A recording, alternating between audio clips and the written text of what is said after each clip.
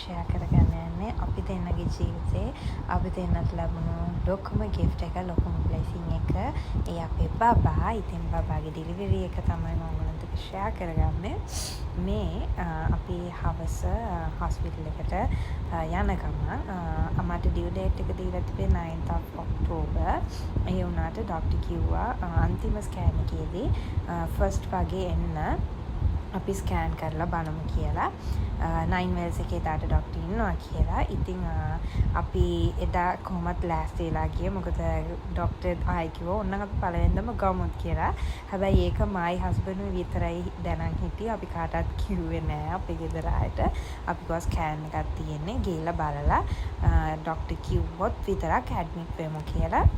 මං ඩිලිවරි එකට සිලෙක්ට් කරගත්තේ 9 වෙල්ස් හොස්පිටල් එක. මම ලංකා හොස්පිටල් එකත් බැලුවා. ඒකත් ඕකේ. හැබැයි අන්තිමට අපි දැන කතා වෙලා 9 වෙල්ස් මේ යමු කියලා හිතුවා.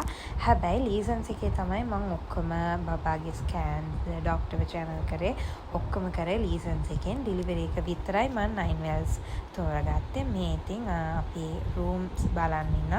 ඒ වෙලේට available room එක තමයි අපිට ගන්න වෙන්නේ. ඉතින් මට හම්බුනේ ඩිලක්ස් රූම් එකක්. ප්ලස් එකකුත් නෙමෙයි. එයාලා කිව්වා හවස් වෙද්දි මේ ඩිලක්ස් ප්ලස් එකක් arrange කරලා දෙන්නම් කියලා. හැබැයි අපි ඒ ඩිලක්ස් රූම් එකේම තමයි අන්තිමට හිටියේ. මේ ඉතින් ඒකේ තියෙන ඇප්ලිකේෂන්ස් ඔක්කොම පුරවලා මගේ ඩීටේල්ස් ඔක්කොම දාලා දැන් අපි මේ රූම් එකට යන්නේ. මේ තමයි ඩිලක්ස් රූම් එක. ඉතින් මේකේ හැම රූම් එකක් වගේම හැම ෆැසිලිටි එකක්ම තියෙනවා. මං කලින් කිව්වා වගේ ඩිලක්ස් එකේ ඩිලක්ස් ප්ලස් එකේ ඩිෆරන්ට් එක තියෙන්නේ ෆ්‍රිජ් එක විතරයි. ඒක නිසා අපි තීරණය කරා මේකෙම ඉන්නවා කියලා. පේෂන්ට් බෙඩ් එක තියෙනවා. මාත් එක්ක ඉන්න තව සෝෆා එක වගේ බෙඩ් එකක් තියෙනවා. ටේබල්ස් තියෙනවා. බබාගේ කොට් එක තියෙනවා. ටීවී එක තියෙනවා. ඉතින් ඔය ඔක්කොම ෆැසිලිටිස් තියෙන නිසා අපි ඒකෙම හිටියා. මේ තියෙන වොෂ්රූම් එක. වොෂ්රූම් එකත් ක්ලීන් හොඳට තිබ්බා. ඒකින්ද ඇත්තටම ලොකු ප්‍රශ්නයක් වුණේ නැහැ.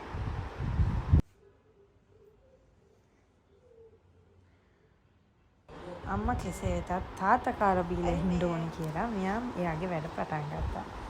අපේ ඉතින් රූම් එකේ ඔක්කොම වැඩ ටික ඉවරලා කියලා හිටියා. ඊට පස්සේ නර්ස් කෙනෙක් ඇවිල්ලා බෙල්ට් එක දාලා බැලුවා බබාගේ මගේ heart beat එක කොහොමද කියලා. ඊට පස්සේ අපිට ඩිනර් එක ආවා. ඒත් ඒ වෙලේ නම් මට ඇත්තටම ලොකුවට කන්න හිතක් තිබ්බේ නෑ. හැබැයි කන්න ඕන නිසා ටිකක් කාලා දැන් ඉතින් අපි බලන් ඉන්නවා කොයි වෙලේ අපිට කතා කරයිද කියලා ලේබර් රූම් එකට. මේ මගේ මල්ලි එයා ඉතින් චුට්ටක් මගේ කකුලේම මසාජ් කරලා මට පොඩි සපෝට් එකක් දෙනවා.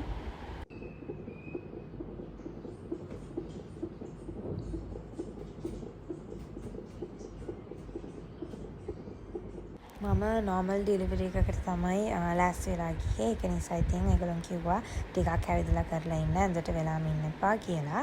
ඒ වුණාට අන්තිමට මට සීසර් කරන්න තමයි උනේ.